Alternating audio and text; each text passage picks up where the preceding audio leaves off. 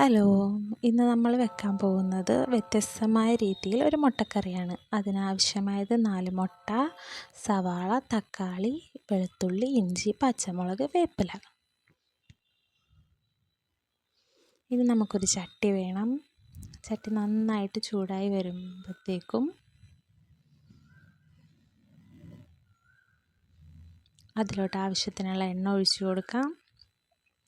എണ്ണ ചൂടായി വരുമ്പോൾ നമ്മൾ അരിഞ്ഞു വെച്ചിരിക്കുന്ന സവാള, തക്കാളി അതിലോട്ടിട്ട് നന്നായിട്ട് വാട്ടി കൊടുക്കാം.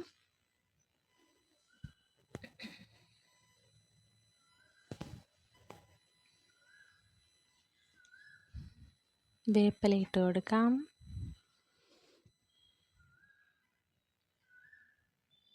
ഇനി ഇതിലോട്ട് ആവശ്യത്തിനുള്ള ഉപ്പ് ഇട്ട് കൊടുക്കാം. ഇനി ഇത് ഒരു 5 മിനിറ്റ് മൂടി വെച്ച് വേവിക്കാം. ഇത് നന്നായിട്ട് വെന്ത് വന്നിട്ടുണ്ട്.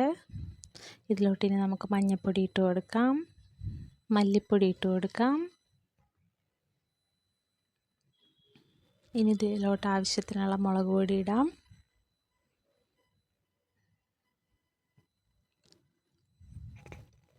ഇനി ഇത് നന്നായിട്ടൊന്ന് ഇളക്കി കൊടുക്കാം.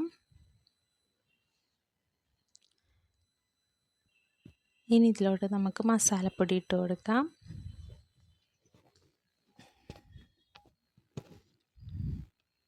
ഇതിന് നന്നായിട്ട് വരട്ടിയെടുക്കാം. നമുക്ക് നന്നായിട്ട് വരണ്ട് വരുമ്പോൾ അതിലോട്ട് ആവശ്യത്തിനുള്ള വെള്ളം ചേർത്ത് നന്നായിട്ട് ഇളക്കി കൊടുക്കാം.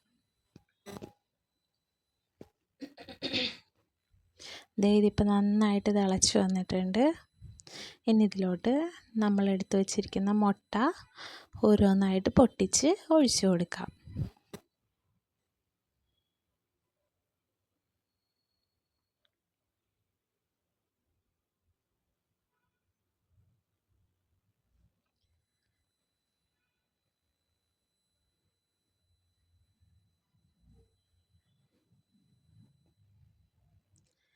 ഇതിലോട്ട് ഇപ്പം നമ്മൾ എടുത്തു വെച്ചിരിക്കുന്ന 4 മുട്ടയും പൊട്ടിച്ചൊഴിച്ച് കൊടുത്തിട്ടുണ്ട്. ഇതിന് നന്നായിട്ട് വേകട്ടെ. തീ കൂട്ടി വെക്കരുത്. തീ ഒരു മീഡിയം ഫ്ലെയിമിൽ വെച്ചാൽ മതി. ഇതിന് മൂടി വെച്ച് നമുക്കൊന്ന് വേവിച്ച് കൊടുക്കാം.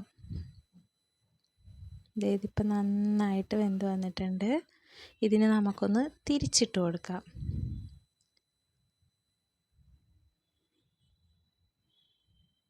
മുട്ട ഓരോന്നായിട്ട് തിരിച്ചിടാം. ഈ കറിന് നമുക്ക് എന്തിൻ്റെ ഒപ്പം വേണമെങ്കിലും കൂട്ടാം. ചോറിൻ്റെ ഒപ്പമോ ചപ്പാത്തിയുടെ ഒപ്പമോ എല്ലാത്തിൻ്റെയും കൂടെ പെർഫെക്റ്റ് മാച്ച് ആയിരിക്കും. സോ ട്രൈ ചെയ്യാത്തവർ ട്രൈ ചെയ്ത് നോക്കുക.